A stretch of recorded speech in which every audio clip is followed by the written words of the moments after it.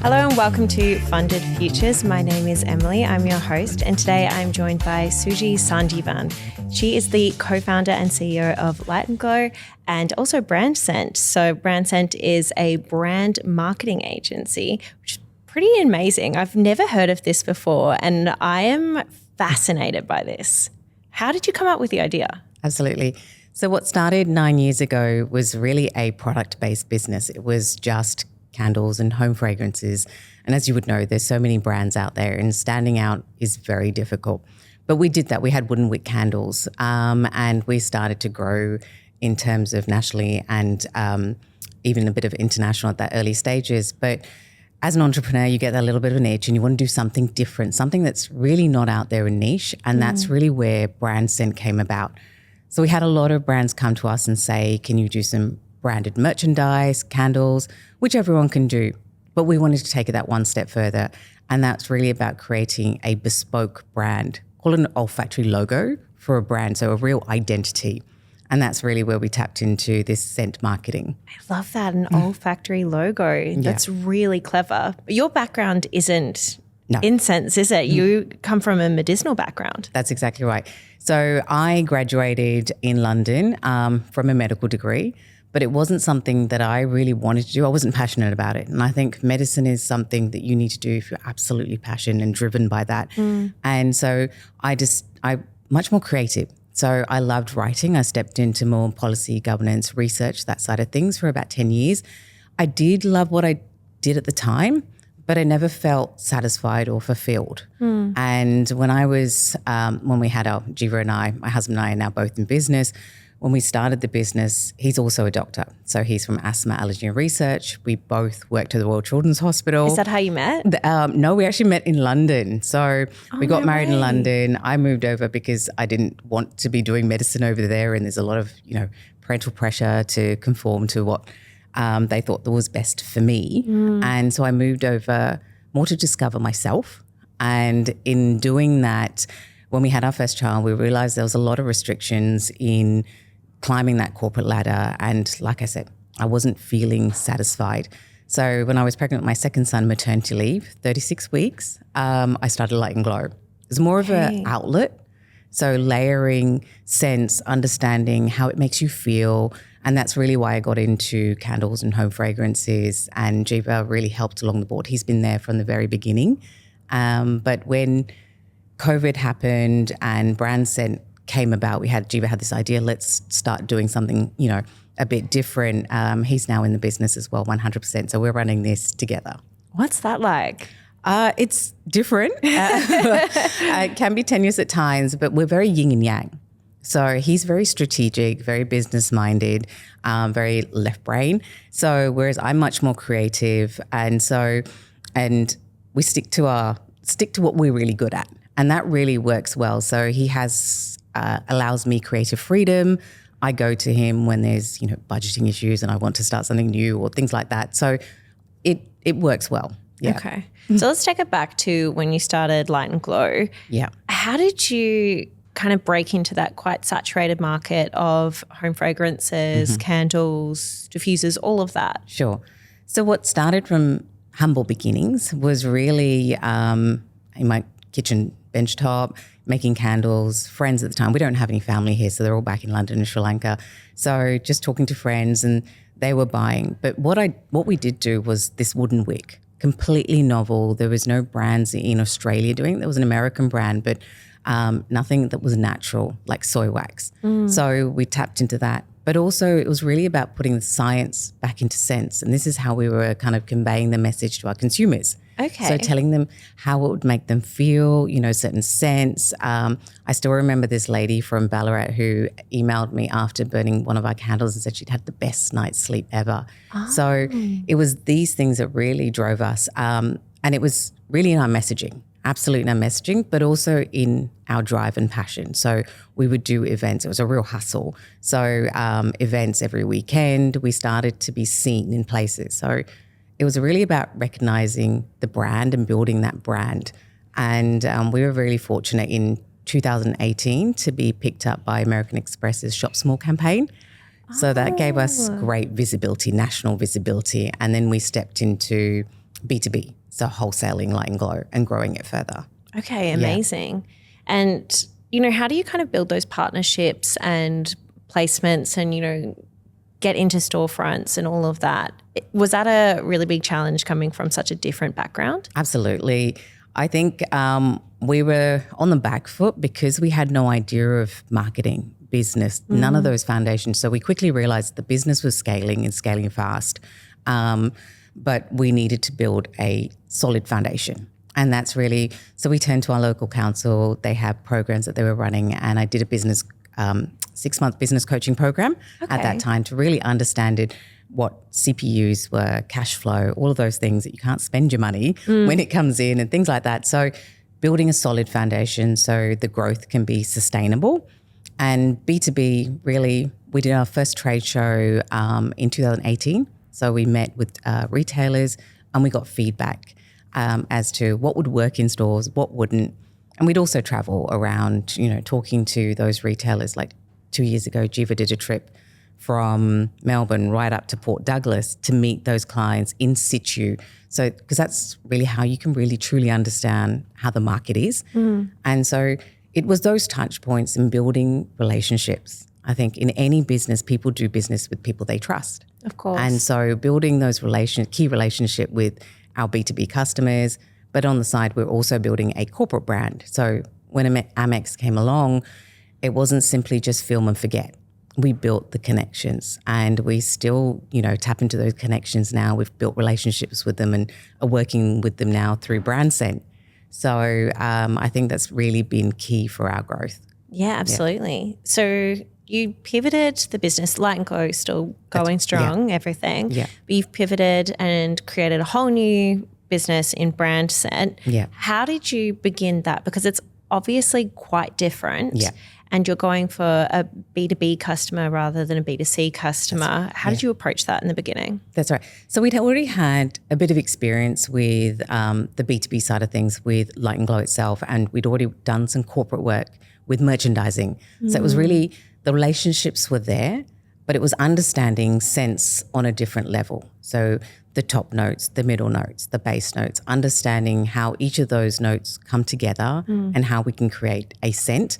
So that took a little bit of work in doing perfumery classes, engaging with a perfumer now who works in-house. And so we do these scent discovery sessions. So when a client comes to us, we have them come in, and we've got like 30 different core accords, and they start to play with them. We create a questionnaire based on their brand and put it together.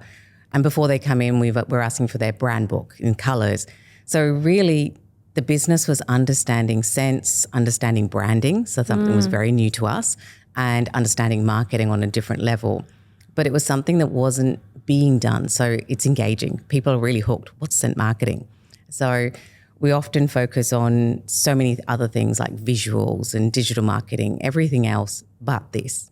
Yet 60% of our emotions in a given day is governed by scent. What? Yes, absolutely. So anything from increasing satiety, making you hungry. You walk past a coffee shop, suddenly you're like, actually, I feel for a coffee or a croissant. But 60% of our emotions. And it's funny, you'd go into a place that doesn't smell so great and you're turned off immediately. Oh, you walk 100%. straight. Yeah. But if it smells good, you're drawn in and you stay longer. Yeah, look, this makes so much sense. I've just never really considered it as 60% of your day is governed by it, but it's so true. I mean, I was sitting in the office yesterday and I made a cheese toastie and the girls were sitting there like, oh my gosh, I'm so hungry now. Yeah. Now I need to have one. Yeah. Or, I don't feel like I can have people over if I don't have a candle burning. Yes. So that there's that ambiance in the air. Exactly. Or in particular, actually, I used to work for a marketing agency, and one of our main clients was L'Oreal, and one of their brands is Maison Margiela, and they create replica fragrances. Yeah. So the one I'm wearing now is By the Fireside, and the whole purpose of their fragrances is to create that olfactory experience and transport you to a memory. Yes. Versus, a perfume that you would choose just to smell nice. Do you know what I mean? Yeah. So I feel like what you're kind of trying to create is that lasting memory for a brand, so that if somebody smells it, they're like, oh, that's where I was when I smelt it. It was at this place for this brand, right? Absolutely. So in the brain, the sense of smell is the only sense that has a direct connection to the brain. So, and where it's processed is where emotions and memory is controlled and processed. So you've got smell, memory, and emotion being processed in the same place. Therefore, when you do smell something quite unique, you instantly create a memory and attach an emotion to it. And so that's exactly what we wanted to do brand. So when you leave an event or leave a space or a hotel, you want to take that scent with you, and it creates this impactful marketing. So often a visual is forgotten quite quickly or anything else, but the recall power of scent is 60% more than any other scents, and you can recall it at a year later. So that's after first kind of initial experience of that scent. So that's how powerful really scent can be. But where we find a lot of difficulty is return on investment. So brands will come to us and say, hey, I understand all this, but how do I measure the return on investment? Yeah, right. That's a really good point. And that's it. And that's really where it becomes something that so I often say to them, it's not about return on investment. It's about see it as return on imagination. So how wild is your imagination? How far are you going to go?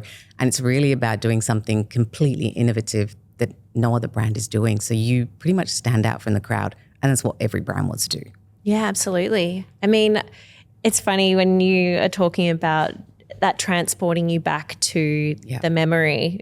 I think we've all had the trauma of smelling an ex's scent. And you're walking down the street, someone's wearing the same perfume, and you're just having that PTSD of that person. So it's, I think, something everybody can relate to, whether good or bad. Absolutely. Yeah. It's so fascinating. It's memorable. And that's what every brand wants to be. 100%. Yeah.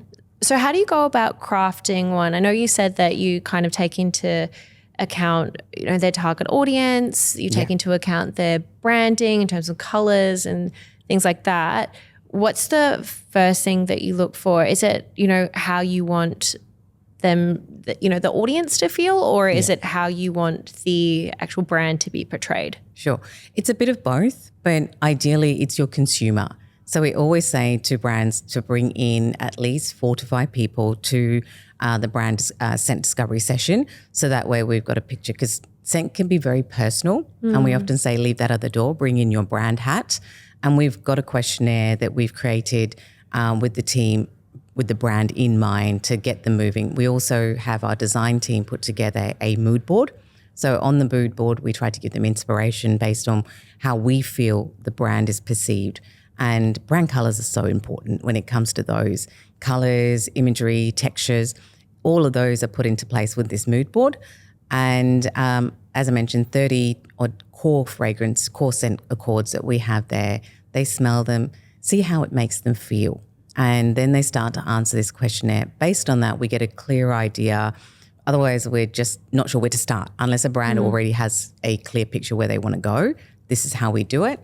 And the second, we then get the perfume team together. We start to put the fragrances together. And then we have around 4 samples that we deliver after about 3-4 weeks. And we've often started to go in this right direction. And the client would say, look, I love number 1, but can we have a little less lavender, a bit more cherry or something like that?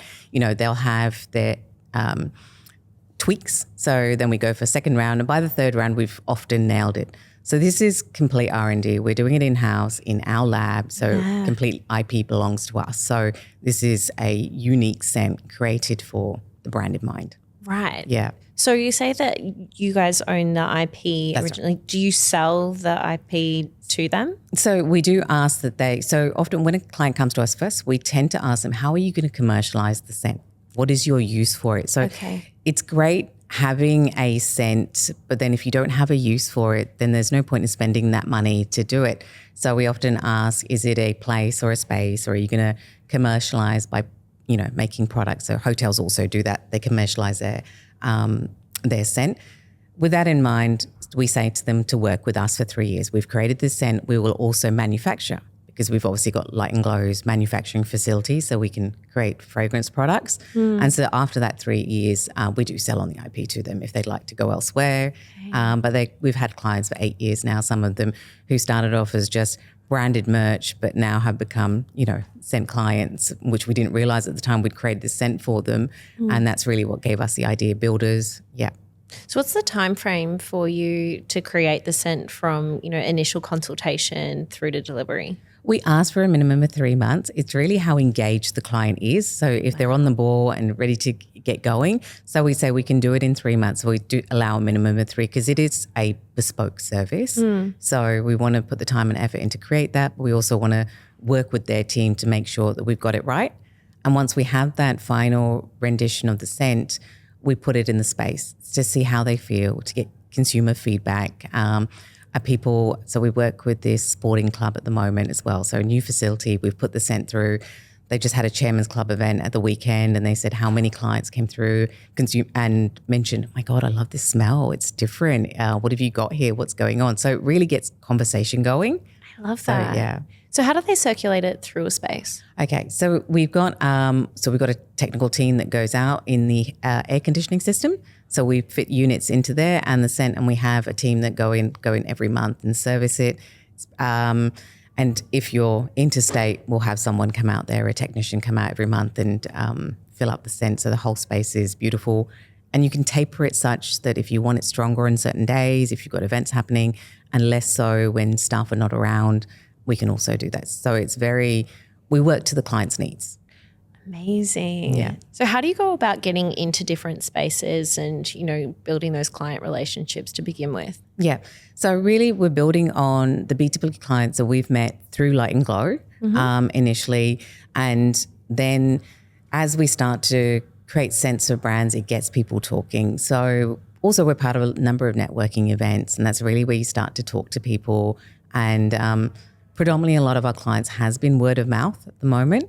So we've been kept pretty busy. And 2 years ago, as the economy was kind of, fluctuating and things were crazy for both brands, to be honest, I made a strategic move to go on Shark Tank. So it was national eyes on the brand. We're talking about the brand. We've got these investors kind of going, we'd love to get on board. So that was a great move on our part to get visibility for the brand. And since then, we haven't really looked back. I was going to ask about that actually. I watched the episode and I love that you came in with that strategy of creating bespoke scents for each of the investors. Yeah. How did that go? That wasn't, it was as soon as we knew we were going to go on, they gave us 2 weeks notice and I was like, all right, we didn't have the 3 months that we would have wanted.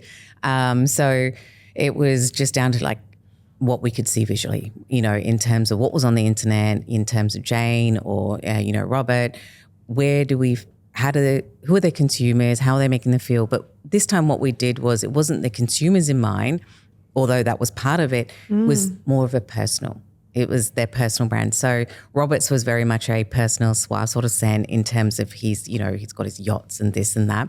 Whereas Jane has a really fiery brand. Chopo is incredible. So we wanted to create that a real smoky feel to the scent, but that would also work with her as well, that she would we had to engage them. We had to, within the pitch and delivery, we had to engage those sharks immediately. Otherwise we were going to lose them pretty soon, because by the time we start to talk about scent marketing, it's a service-based option. So it's much more of a long-term investment as opposed to a short-term gain. Yeah. So we had to be clever about, and also you're on national TV. You really it's about how you're perceived by everyone who's watching. Totally. And potential brands who are watching. So we needed to go in with our best foot forward.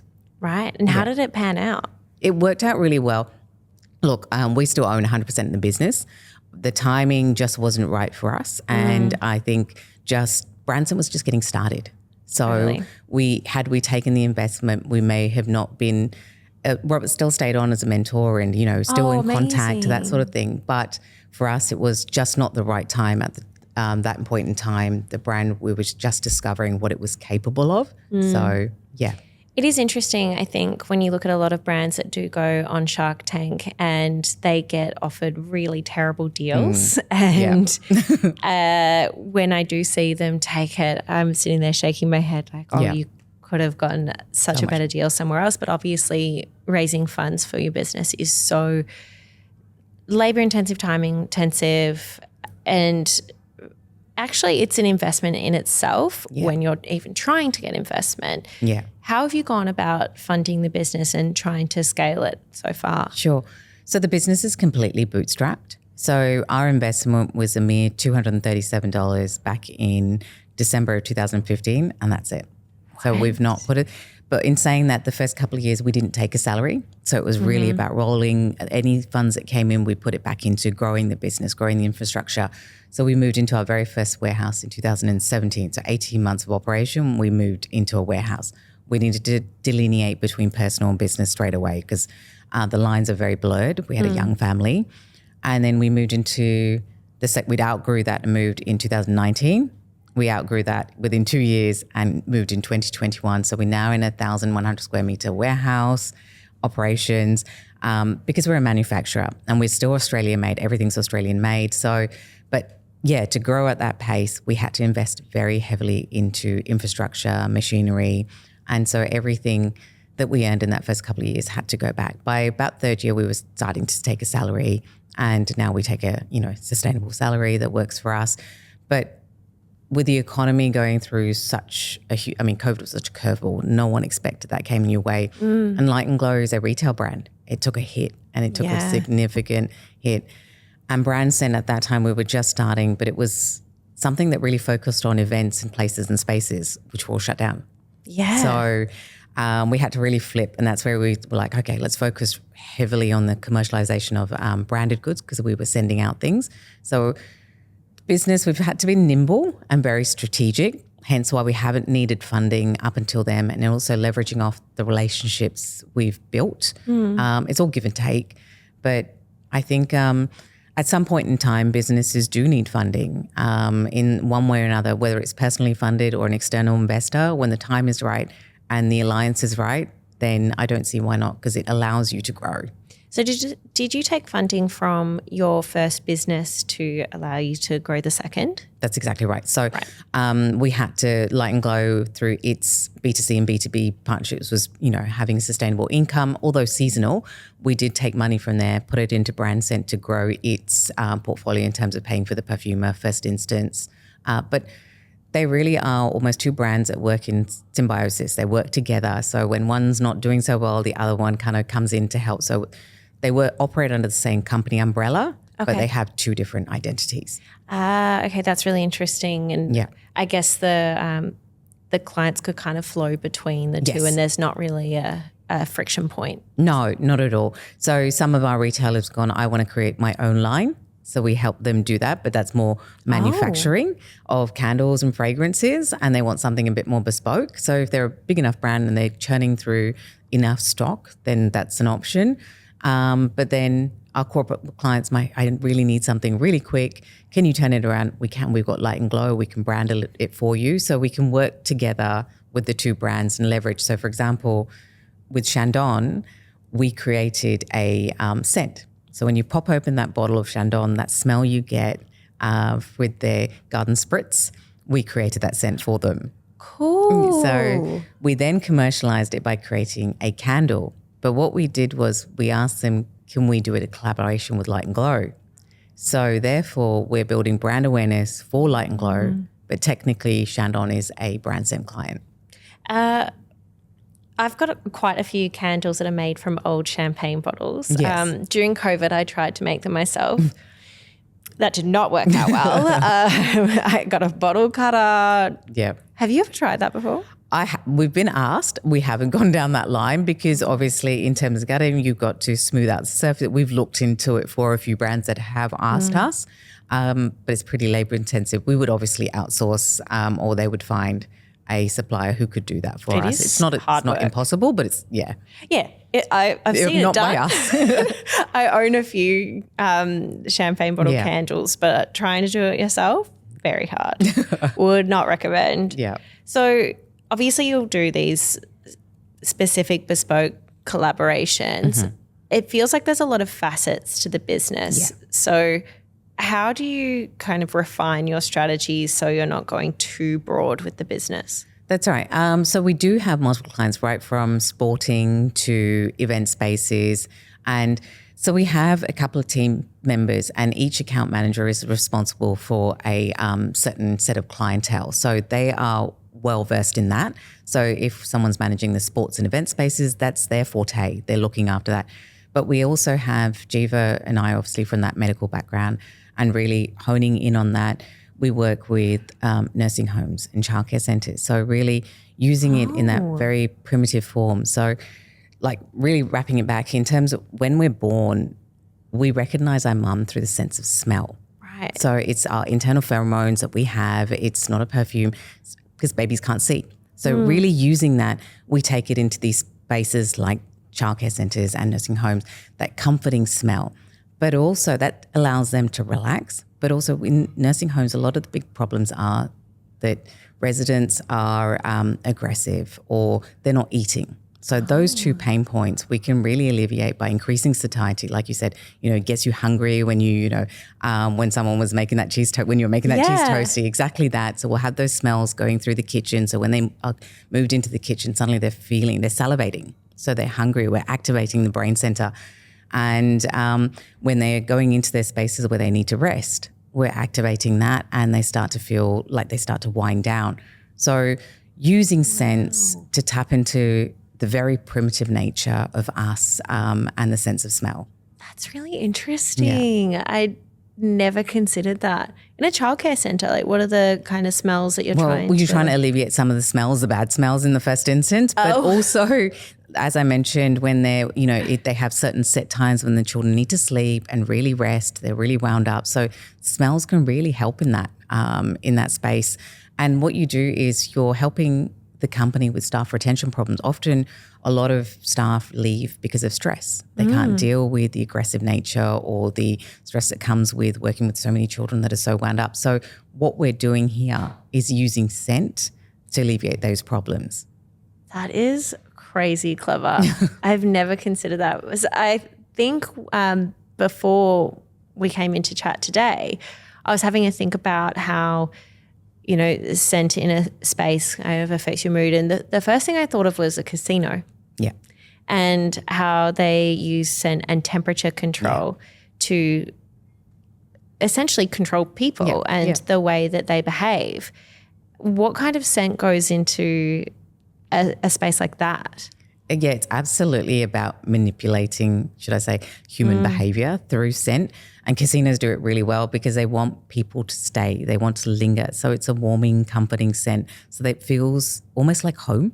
Yeah. And so and then the ambient temperature as well. So they neither feel no cold, no hot. So when people linger, they spend more. That retail spaces use the exact same mentality. When they've got a scent, they're getting customers to stay longer. Some of the big brands, high street brands use it. You go in there thinking you're going to pick up one top and you're walking out with a lot of shopping because they've got scent marketing going. So casinos operate in that same way. We've not worked with casinos. It's not something that we've done, but we do a lot of retail spaces for that reason. That's so interesting. Isn't it kind of crazy, probably not for you, but probably for everybody listening, to consider how we are constantly being manipulated to spend more, to change our behaviors, and we just don't even know about it. So subliminal. That's absolutely right. But I mean, with any form of marketing, whether it's auditory, when you're listening to someone, or if you're driving over the freeway and you're seeing these banners, you're still being marketed to, but it's fleeting. It's done in seconds. You may remember it, you may not remember it. But here, you're being marketed to, but the difference is you will remember it. Yeah, 100%. Yeah. Yeah, I just think of the specific smell of Crown Casino. I'm not a gambler. But every time I go there, if I go to an event or to a restaurant, and it is that weirdly comforting smell. Yeah. It feels quite elevated. Sophisticated, yeah. Exactly. Absolutely. And I've never stopped to consider what they're really trying to achieve. But that being said, obviously it's working. Yeah. I don't look at the casino as like a dirty place. No. I think, it's quite lovely. It's got that beautiful smell to it. But yeah. And you'll find that if you step in and out of the casino, the scent is actually stronger outside what it is actually drawing people in from the outside. So if you step out where the valet parking is, the scent is actually being blown out. And so it's another way of drawing people in. People are going, what is that smell? And you follow your nose. And brands are great at activations as well. So they're putting these scents and drawing people into their little space. But Crown do it so amazingly. And you're exactly right. It's this beautiful, sophisticated, elevated scent. And that's how they want you to feel when you walk in, when you stay at Crown. This bougie sort of scent that's, wafting around. And people want to take it home too. Yeah, 100%. I actually used to live in London as well, and I know Penhaligon's would always have fragrance blowers outside their stores, and you could smell it down the street. Yeah. And you'd immediately want to go into the store, and they had a bespoke perfumery service, and it was such an interesting concept to me because I'd never seen anything like it before.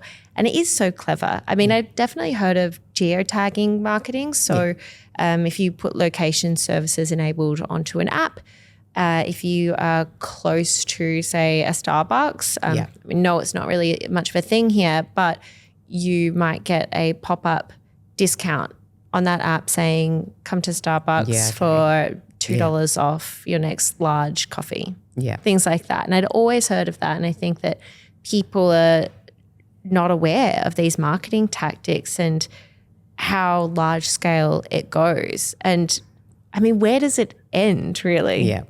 It's just crazy. Absolutely. It's how big are your dreams? That's really where your marketing, ends as such. But you keep pushing that envelope in terms of your marketing as a brand. And there are so many brands out there. The digital space is so busy. And we've seen this flip in retail now. A lot of stores are entering that face-to-face consumer experience has become paramount. And so that's really where this sense of smell comes into play, because you're really tapping into that consumer psyche. Yeah. And when you're engaging with them, enhancing the experience, but also that plays part in event spaces.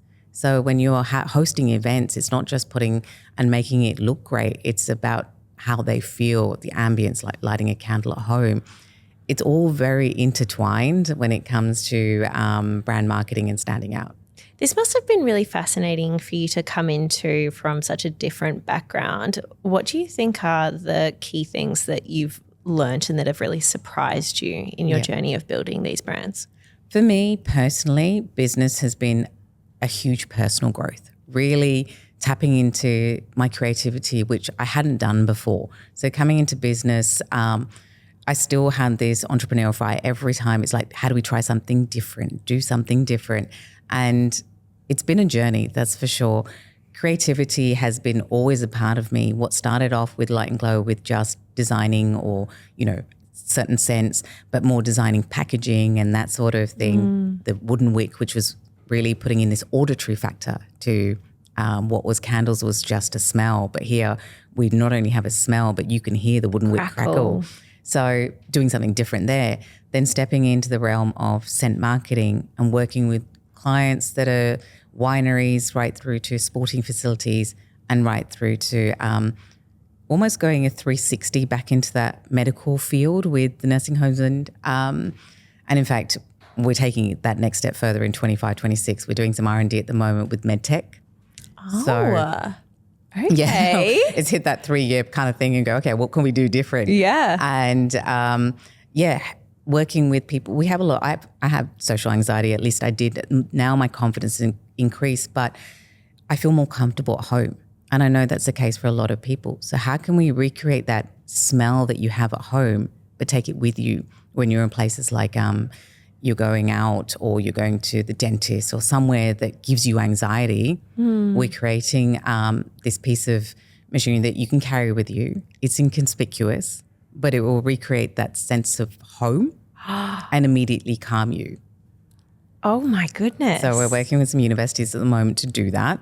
And so hopefully that should, we're actually finalists in the Telstra Business Awards for this itself last year, and the prototype's happening at the moment. So that's hitting the market soon. That's exciting. So clever. That is so clever. So I know so many people who do struggle with social anxiety, and I never considered the fact that just the smell of home would make you feel less anxious, but it completely makes sense. you're in your comfort zone when you're at home. Like the moment you walk through, you see your shoulders drop. Everything just feels like the weight has been lifted. And that's what we would do when you're out. And your best version of yourself when you're comfortable and not anxious. And that's what we want for everyone when they're out and about, to make them feel comfortable. And you were talking about Shark Tank, you'll see the first couple of minutes, I literally had a panic attack on there because it was completely out of my comfort zone. Yeah. But had I had this prototype, maybe it would have been different. I don't know. But it's really about helping people. So I think that comes innate from our background. And I know Jiva's really, this is his baby, this medtech, and stepping into that. And another part of it also working with brands is Metaverse has this digital kind of space. So creating digital scents. So in this world that we will walk around eventually with these haptic suits and goggle. I mean, Apple already has a goggle. Yeah. You can have these scents kind of coming in. Scent is the only way to transport people. So we've done it with certain brands, foodie brands and things like that. So when you get this puff of this smell, it instantly takes you there. Oh. So that's that next step in scent marketing, and no other brand or scent marketing agency. There's only a couple globally, but they're not doing any of what we're doing. What we do is absolutely bespoke. You've just made me think of something I really love cooking, and Heston Blumenthal actually does a bit of that around scent. So he'll have particular things on the table that smell like something. So it actually adjusts the flavor profile of something you're eating, even though you're not actually eating the thing that's on the table. That's absolutely right. During COVID, you would have noticed that people lost their sense of smell and taste because they're linked.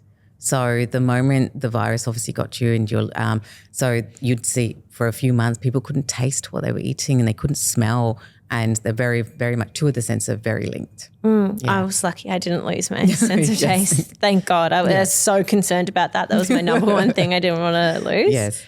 I did lose my appetite, which was devastating, but we've lived. We're all fine. It's so strange to even think about that as a time that we went through. And it's so long ago now. I know, it seems so real, but it was a good few years of where your life was completely turned upside down. And as a business, you really had to be strategic, think outside the box. But unfortunately, many haven't seen, and through Light and Glow, we've seen some of our most incredible retailers close their doors, and it's unfortunate. Yeah, exactly. I think that's been a really big test of entrepreneurs, is how you learn to pivot through times like that. Are you able to be resilient and, change your strategy and not just close up shop? That's right. So what do you think that you learned from that experience that you've taken on board as a founder? For us, really, exactly as you said, you have to be resilient in these times, and being emotional and, breaking down, that's absolutely normal. But it's how you rise above it is what sets you apart. And often we say that, when we're spiraling, we just want to hand up and that's it. So, there was all these handouts and things like that were being given by the government. But what we didn't see as just, a little handout that helped us there. It was about how we're going to use that to now really step it up and change things so we are sustainable.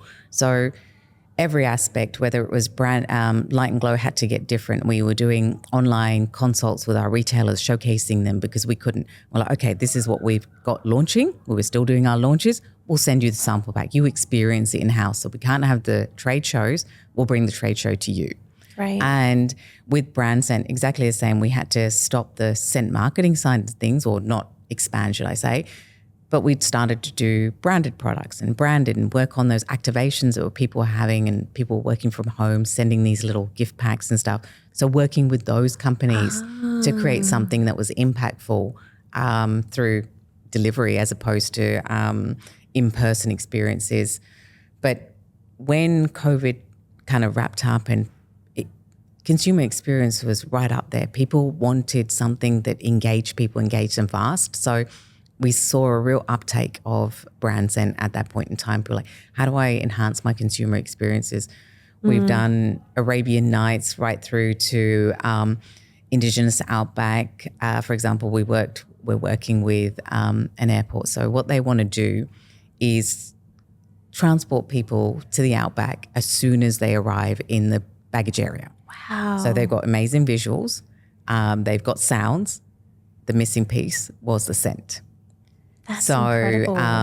And this is it. So places that you wouldn't you'd consider almost mundane and just airports are really stepping it up. So